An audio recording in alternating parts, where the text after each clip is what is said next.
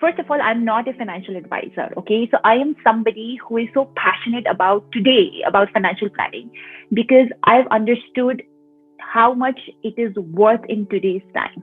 And I just want to share a quick story because this was my wake up call. And unfortunately, it was not a very pleasant story and not a nice story.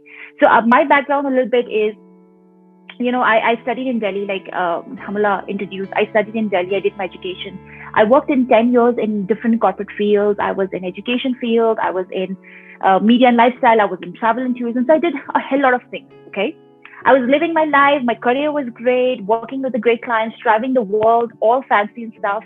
Everything was great. One really defining moment of my life happened when one of my closest friends at that point of time gave me a call and said, my mom is in the hospital and I don't know if she can make it. And that was like, and I was quite close to, her mom as well. And that's literally like, I felt so bad and I rushed to the hospital and I saw what the hell is happening. So her mother had basically an attack and it was like a heart attack.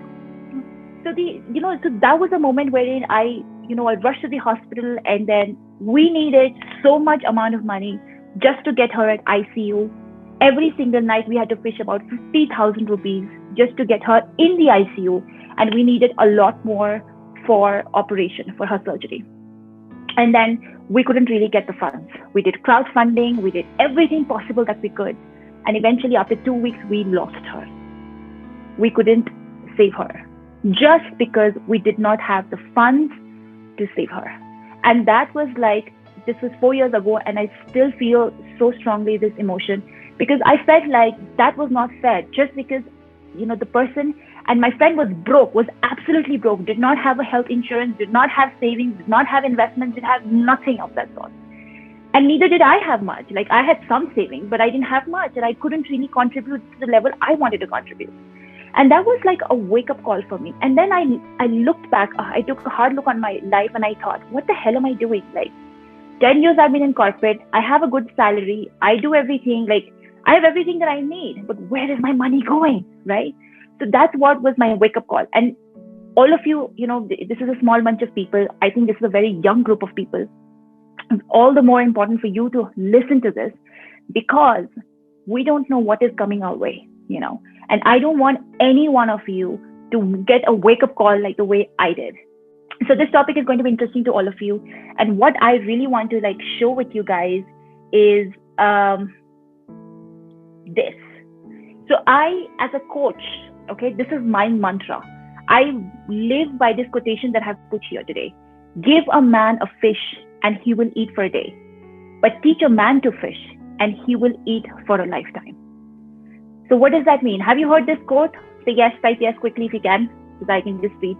If you've heard this quote, I think this is a very powerful quote. And I live by this because I want to educate people and I want to empower you today. I just don't want to give it on the plate and say, okay, just eat it. I want to empower you so that you know how you can move forward. So today I'm going to teach you how to think rather than what to think. How to think is much more important, much more powerful than what to think. So I'll give you directions. I'm going to talk about 10 important things that I wish I knew earlier about money, which I learned the hard way. These are the mistakes I've made. These are the things that I had no idea. Even in 10 years corporate experience, I thought I was been there, done all, and I knew nothing about wealth creation, nothing about financial planning. So here are the 10 important things. And I want each and every one of you to start making notes because I'm going to go really quickly. I'm like this because I have such limited time. So please make notes so that you can always refer back. So here are the 10 important things that I want you to be aware of starting now. Number one is the cost of inflation. This is where people lose out. How many of you have money in your savings account? If you have money in your savings account, the hard truth is that you're actually losing money today.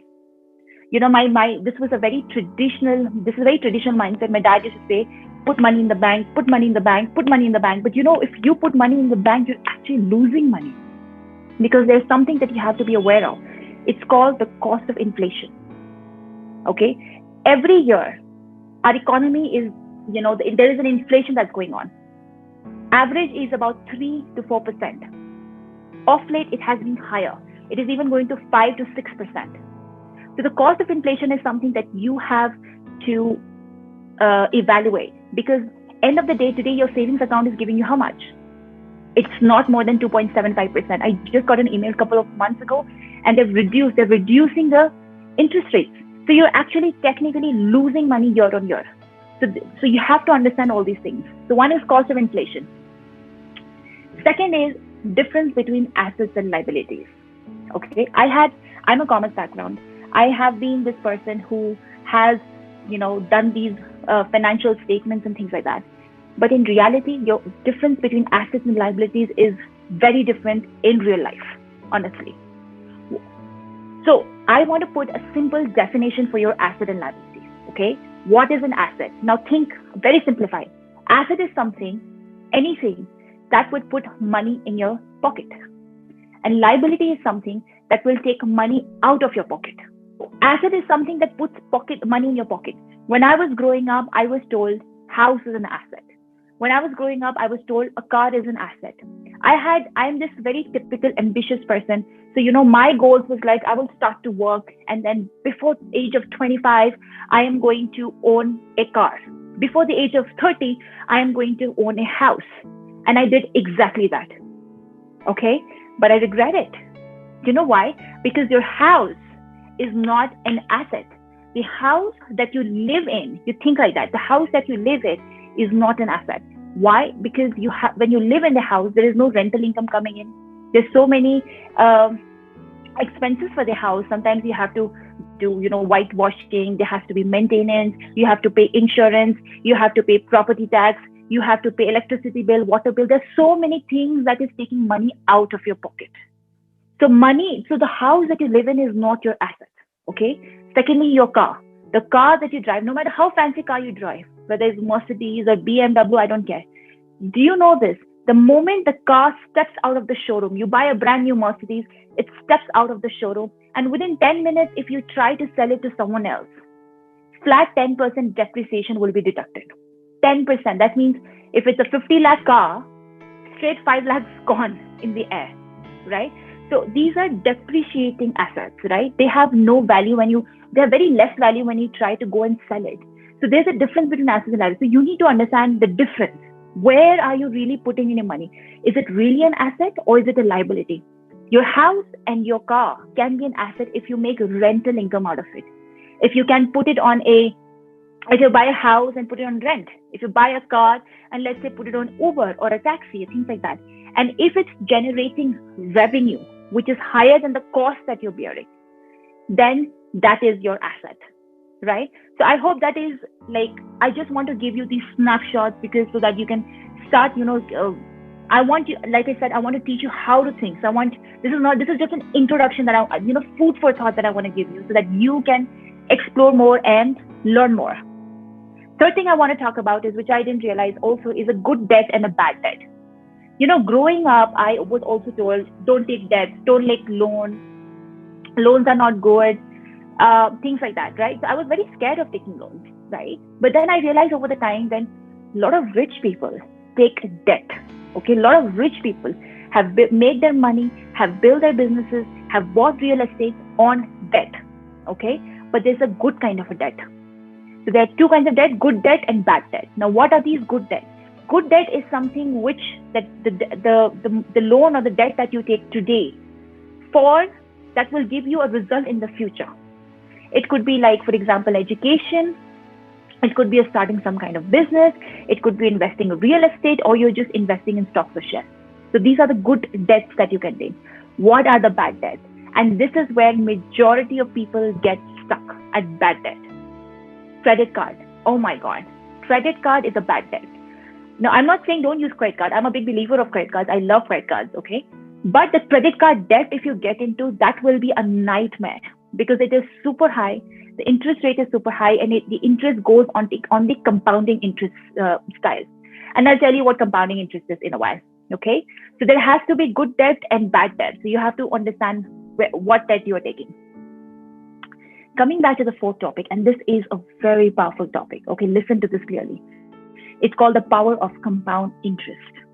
I've studied commerce all my life. I've done MBA for that matter, I never really understood what compound interest was. So when 4 years ago, when I really did my research, I understood, did you know Einstein said that compound interest is the eighth wonder of the world? How many of you know what compound interest is? Please write compound. Type compound right now.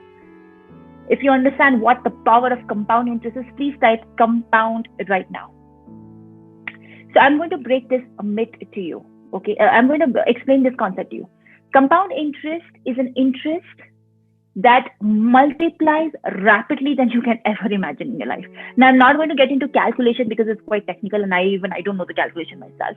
But I realized that so far, I had been investing into things which has, how much interest is, 8%. Okay. Okay. How much interest is, 9%. I just was happy with the interest rate, right? But I didn't know there's something called simple interest and compound interest. Now, simple interest is something that is fixed all the year, or fixed all the time. For example, if you have let's say 1,000 rupees that you're investing today, okay, 1,000 rupees investing today, and what will be the 10% of 1,000? It's about rupees 100. So month on month, you will get a simple interest of 100. So even if you invest for 10 years, you will keep getting 100, 100, 100, 100, 100. That's simple interest, okay? But compounding interest works in a very different way. What compounding interest does is, when you invest 1,000 rupees today, okay, and they say the compounding interest is 10%, so you would start with 100 first, but the next time you invest in, it will combine the principal and the interest together. So that your interest every time will include the interest and the principal together. Okay, I don't know if this is making sense to you or not. Please do some research on compound interest. You will know what I'm talking about. And I have this chart in front of you quickly, just to show you. Oh God, I can't move the cursor again. So this chart that can you see the chart in front of you? Compound interest. So 1,000. So let's say somebody has invested $1,000 as principal, okay, and done nothing.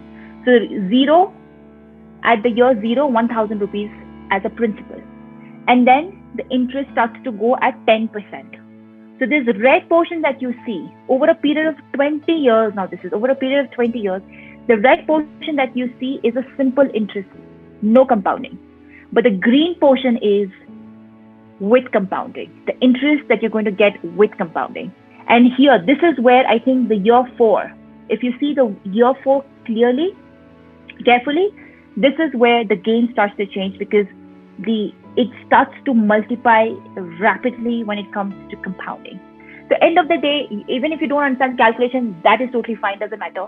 You have to remember that wherever you invest, you always have to determine whether it's a compound interest or simple interest. Always go for compounding interest, okay? And the trick is to invest early. So if you are a student today, great opportunity, guys. You're so lucky. I wish somebody would have told me back then. You've got to start investing today in anything that is giving you compounding, okay? Because what you're going to make as you're 18 or 19 or 20, compared to your 30 or 40, you're going to make a lot more in the long run. Okay, I hope this is making sense. Okay, so this is the power of compound interest, and I'm going to go more into specifics, but I want to give you some mindsets today. All right, the fifth point I want to really talk about is invest direct into market. I have been investing into market, but I was, so dependent on these agents, these financial advisors, who even lost money from me one time. I hated him for that. So then after that, I was like, I'm going to take over now. Okay, I'm going to learn this. So the reason why I'm telling you avoid investing with banks and financial advisors is because they charge really high commission over a period of time, which I didn't even realize, by the way. Why? Because when you go direct into the market, the expense ratio is about 0.2. But when you go with these banks and financial advisors, they charge about up to 2% of commission. Now, some of you might be like, 2%, not a big deal. It is a huge deal when it comes to compounding. Okay, because over a period of 10 years, 20 years, that figure, that 2% can go into lakhs easily. Okay, so you have to be very careful. End of the day, you might be losing a lot of money if you go with these banks and financial advisors. So that's something that I stopped. I did it for years. After I understood what I was making a mistake, I decided to withdraw. Okay, perfect. Now this is something could be new for some people. Remove false negative beliefs about money. we all have certain beliefs, and this is my favorite topic because this is where I'm very powerful as a coach. Okay, I'm just trying to praise myself, but that's true. We all have certain beliefs. What are these beliefs? These beliefs are the perceptions that we have for things. Perception about yourself, perception about the world. When a baby is born, the baby doesn't have beliefs. Baby just comes with an empty slate, right? But then over the time, it get influenced by your parents, by his society, school, friends. Everyone starts to feed some kind of belief system in your head. A woman should be this way, a girl should be this way, a man should be this way. These are all kind of things that we keep on talking about. So certain beliefs are also there about money. What do you think about money? What have you been taught about money? And some beliefs are positive, but some are negative as well. And I've given you some examples of negative beliefs. Check if it applies to you. So for me, money is root of all evil. Have you heard of this? Rich people are corrupt people. Oh my God, you have no idea how much I heard this growing up. Rich people are corrupt people. Entrepreneurs, businessmen are corrupt people. Ambani and all these people are corrupt people. And this is a belief which cannot be, further from the truth, because today entrepreneurs are the ones who are changing the world. Look at Bill Gates, look at Mark Zuckerberg, look at Elon Musk. So all these people are the visionaries who are changing the world. So these beliefs are not really the right beliefs. Money makes people greedy. To make money is hard. And to make money is hard, And for me, I've struggled with this one the most, and I continue to struggle with this because, I grew up in an environment where we had so much of scarcity of money, and my dad was always very scared of losing money, and he made sure that all of us were very particular about money. So for me, it's money is hard, but it doesn't have to be. So, the reason why I'm talking about this, because the perception that you have about money will define how far you can plan and grow your money. Imagine if you think money is the root of all evil. Do you really want to grow money, or you want to stay away from money? You will be staying away from money, right? Somebody has said that money is happiness. That's a question mark. Is that a belief or is that a question? I want a clarity on that. What is that? Is that your belief that money is happiness? I think that's a positive belief. It's not a negative belief. Money is happiness. Yeah, money can be happiness. Money is not everything for me now, but money is a lot of things. It is freedom. Money for me is convenience. Money for me is comfort. Money for me is ability to do whatever I want to do. So it's very essential to understand these false limiting beliefs about money. Why? When I say limiting beliefs, is because it will limit you to do anything better. It will limit you into your full potential. Okay, so you have to identify and you have to work on this. You have to change on this. 7th point, think long term in your purchases. I think this is where a lot of people go wrong, including me, that I have done in the past. I have bought things to impress people. I am addicted to shopping. I'm addicted to, first I used to go to the malls. And then when these online shopping started to happen, then I was addicted to online shopping, right? So I wanted clothes and shoes and bags and things like that. And I know I was doing a lot to I don't know about impress people, but yeah, just a feel good factor about that. But like I said, these are liabilities. They get you nothing when you have to, when you have to sell them, you get really literally nothing out of it. So you have to, now I've been smart. Now I think about where should I purchase? Now I think about long term. When I put money into something, what is it that I'm going to get out of it in the long term? So things that can help you in the long run. Example, I invest a lot in my personal coaching. I have gotten coached through various mentors because I wanted to be this person here today, and I want to evolve into a better person even more. So I invest a lot in my personal growth programs, in books, in tools and equipment that will be useful for career or business. That is so important. You have to upgrade your, tools and equipment, or you can invest in, you can buy things which is related to real estate, that's investment, or gold, or starting a new business, etc. Right? And when it comes to buying technology nowadays, I am so because I know technology again doesn't have a resale value, a proper resale value. So I'm very okay to buy secondhand items. Even if I go for a phone, if I want to go for an iPhone or something, I know they're expensive. I will always go for a downgrade, or I will go for a second hand. My iPad is secondhand. My iPhones have been secondhand. Laptops have been secondhand. So I'm totally okay as long as they're in working condition. I mean, who is to show? See, right? So this way, you can save money and put in the right place. Point number 8, I want everyone to talk more about money. This is a point which is very, this is coming from my heart, okay? Because when I grew up in an environment, the only thing that I, saw from my father, especially my parents, is that they were always, you know, fighting about money. And for growing up, money became such a scary subject to me because every time somebody would say money, in my head, I was like, okay, now something's going to go wrong. There was so much of fear and I was scared about it. But I'm still scared about it, to be honest. I'm still scared of, talking about money. But you know what? Dar ke aage jeet hai, So I face my fears and I do more of them. I've started to educate myself on different investment options because we're all in different stages of our life, so we have different requirements. So you have to educate yourself. Don't be afraid of learning more. And today that you're here, thank you so much for being here. This is the step number 1. From here, I want to push you, want to empower you to really go out because the world is filled with information. Everything is online today, right? I mean, you search, you can get everything online. You don't need any mentors anymore, right? So educate yourself. If you are in a relationship, if you're married, especially, oh my God, this is a huge, because I've seen my parents bickering about money all the time. Guys, this is such a deal breaker for many families. You have to be transparent. You have to be understanding between partners. That is such an important point. Talk more about money. Don't be scared to learn more. Nothing is rocket science. If I can learn, so everyone can learn. All right, perfect. And how do I go? Okay, point number 9. Like I said, get a good health care plan. This is so critical today. No, it's non-negotiable. If you're not covered by a good health plan, you would look like this lady in the picture, because I know this is the lady that I was 4 years ago. And I'm like, oh my God, what just happened to me? And this is like not worth it. So you have to have a proper healthcare insurance unless you want to be bankrupt. Seriously, you want to be bankrupt, because I almost went bankrupt. Point number 10, last but not the least, you've got to start planning for retirement now. Now. Don't think you're too young. Oh, I'm just a student. I'm this and that. I would really at least start researching and understanding about retirement. Because what is retirement?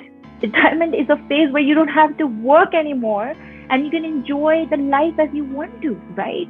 So when you don't have a retirement plan, you will have to continuously keep working even when you're old, and that is horrible. And you know what? The unfortunate research says that only 33% in India are planning for retirement. And this statistic is very true for the rest of the world as well. Only 33%. And that means 77% people are doing what?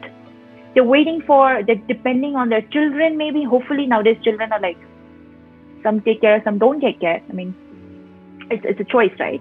So they're depending on the children, or they're depending on some other facility, depending on the government. And this, I'm saying stop depending on anybody. Start planning today. Okay? And some of the good options are here. The NPS scheme is pretty good. Okay, that's by the government scheme. I'll talk about a little more ahead. And long-term mutual funds, public provident fund, I'll talk about it more in detail. So here are the 10 things which I wish I knew earlier. Okay, I would have started way earlier in my early 20s, but unfortunately I started in my 30s. So I'm late, by the way. So if you're in your 20s, come on guys, do it fast, okay? And okay, so here are some basic planning to be done. All right, what are the basic planning? Must have, non-negotiable elements. Just 2 policies. One is a life insurance policy, okay, and one is a health insurance policy. Now, life insurance policy, why do you need it? Because this is a protection for your family. Especially if you're married and you have kids and things like that. Oh my God, I mean, you have to protect your family. There's no other choice, right?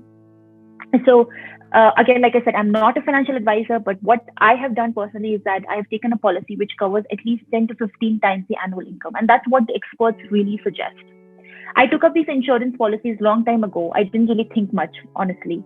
I only used to do investments before because it was tax deductible. The only concern I had was to save my tax. I'm like, I'm not going to pay to the government that much. So that's how I took up life insurance policy. Okay. But you definitely needed at least one policy you needed. Health insurance policy, very, very important to save yourself from any kind of disasters or bankruptcy. Two things which are very important in health insurance policy. Again, when we buy something, we tend to be so dependent. I want everyone to take ownership. Read the terms and conditions. Look for maximum coverage. Health insurance also have so many of these tiny, tiny things. They would cover maybe, they will cover the, let's say the ICU. If you get admitted to the ICU, they will cover that, but they might not cover the daycare treatments. So there's so many, aspects about it. So I want you to be like equipped. You can read about it. There's so many information online. I've just put a link here just for your understanding.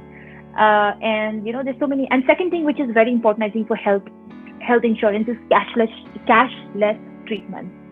What does that mean is that you don't have to put in 1 rupee out of your pocket when you get sick or someone in your family gets sick. The insurance takes care of it directly with the hospital. Because if this is not cashless, imagine if you have a bill of 20 lakhs or 25 lakhs or 30 lakhs, and can easily go to crore also. It's not surprising today. Imagine if you have to pay it from your pocket first and then later claim. It's going to be an absolute nightmare, right? Because we don't carry so much of money in our pocket, right? So these are the two must-haves. I hope it makes sense. Put in a thumbs up if you can. So must-have life insurance and health insurance.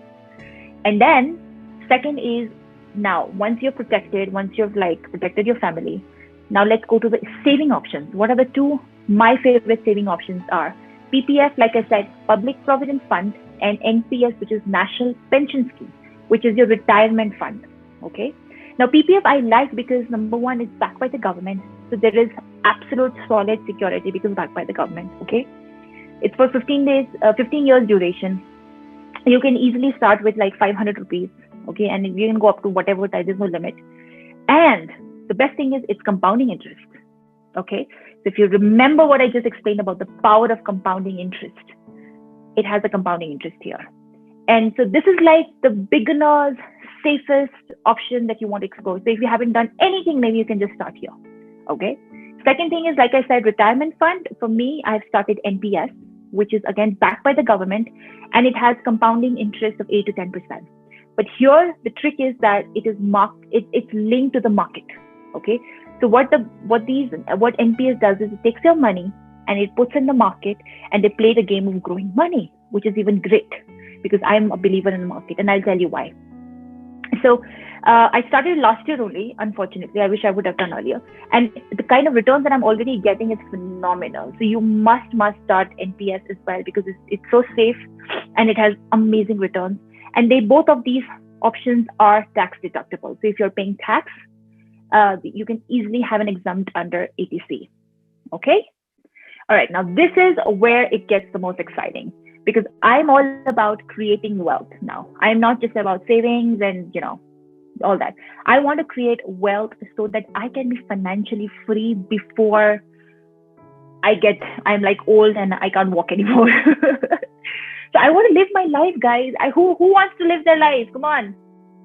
Thumbs up. Yes, no. Who want to live their life? Retire young, not retire old. Yo, yay. Okay. So one of the great options is investing in the stock market, long-term wealth creation. Okay. However, through direct mutual funds, you remember how much these financial advisors eat your money over the time. So you have to go to direct mutual funds.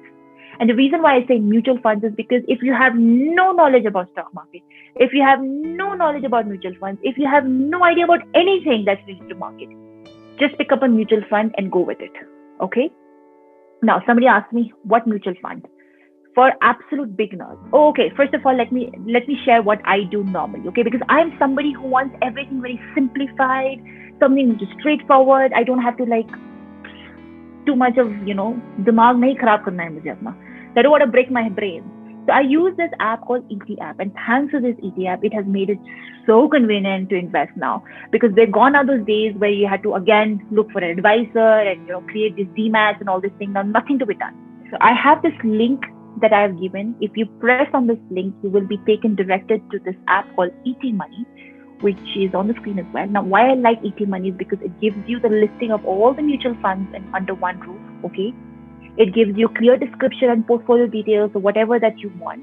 It has a very low expense ratio, as low as 0.1, 0.2, which is really negligible compared to 2% that we give to the banks and other places.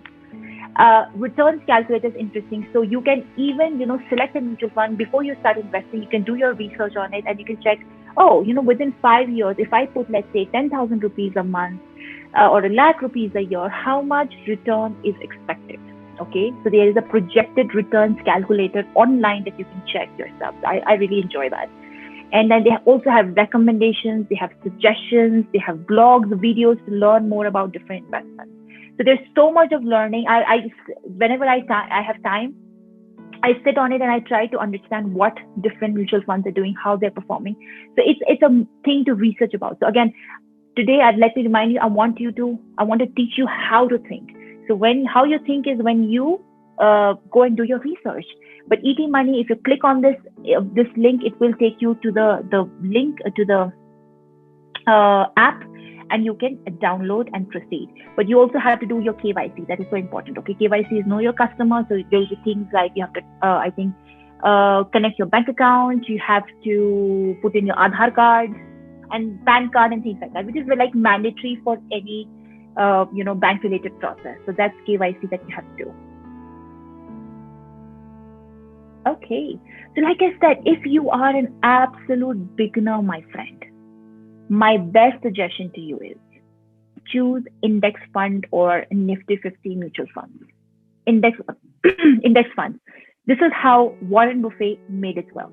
Warren Buffett did a lot of trading and he did make money out of this, but this is where he made majority of the money in the long run, by the way. So what is index fund? Why is this? Because this is today the safest mutual fund that you can actually find. Why? Because it tracks the economy growth. Okay. And in the long period of time, if you notice, our economy is growing. Sometimes it might go down because when the pandemic went down, it can go down. But over a long period of time, it will go up. So Nifty 50 is nothing but a collection of top 50 companies in India. Okay, top 50 companies. So you can talk about Reliance, you talk about Tata's, you talk about all the big companies that you have. You're actually putting your money investing in them. And if they do well, you will do well as well. So, and they are doing well. And that is the reason why the economy is doing well, because they are the drivers of the economy. So you're actually putting money. So when I started this 2 years ago, I chose this HDFC index fund. Now this is my real life snapshot. I took the snapshot on 4th of October, right? So it's very, very recent. And so what I do is I put an SIP of 10,000 every month. So over a period of time, it has got collected. So today, if you see my current investment up to 4th of October is 2,29,000, right? And see my unrealized gain, which is my gain that I've made out of the profit. It's already about 98,000. It's a very good return, which your savings account can never give you, which your fixed deposit, oh my God, stay away from fixed deposits, okay, by the way. Your recurring deposits, stay away from it, okay? These are the deposits that is just you're going to lose money in them, not make money. So you've got to understand. So I wanted to show you these real, I'm showing my personal portfolio to you guys. I mean, that's a huge deal, right? Who shows you the real portfolio? But I wanted to show you just to prove you that I'm doing what I'm speaking.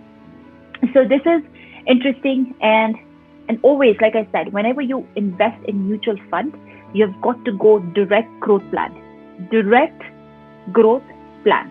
not regular growth plan. So what's the saying? So go for direct and not regular, because regular is where these agents come in between and they will start eating your commission again. So direct, always remember. All right, perfect. So if you're an absolute beginner, start with index fund. Aag band karo, paisa dalo, forget about it. Just put an SIP, do an auto debit, and keep it for at least 10 years, 20 years, 30, I don't know, whatever time you want to keep it.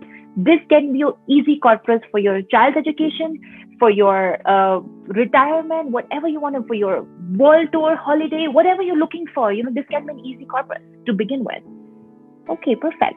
Now, once you're familiar with this platform, you can also diversify over the time. Okay, so this year I was like, okay, let me diversify and get some new portfolios. I just did some new portfolios like Quant Tax Plan, Mire Access, Access Blue Chip, Mire Assets, sorry.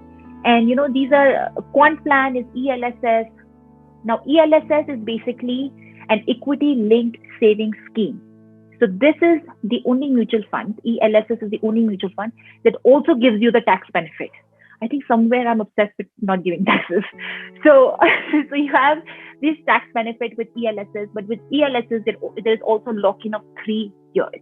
Whereas in mutual funds, the other kind of mutual funds, it's instant. Tomorrow, if you don't like it, you want to take it out, you can just take it out. There's no lock-in period at all. So, so I realized that because I was playing around with other portfolios as well, Quant is doing pretty well for me. Mire is also doing, Blue Chip is also doing. So overall, if you see the annualized returns, if you see, you can see the numbers, 41%, 57%. These are very good numbers. And right now, the market is all-time high for sure. But there will be times when these markets can crash as well, okay? Which comes to my final slide.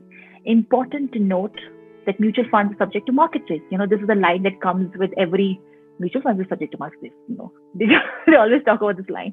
What does that mean? It means that it is related to stock market.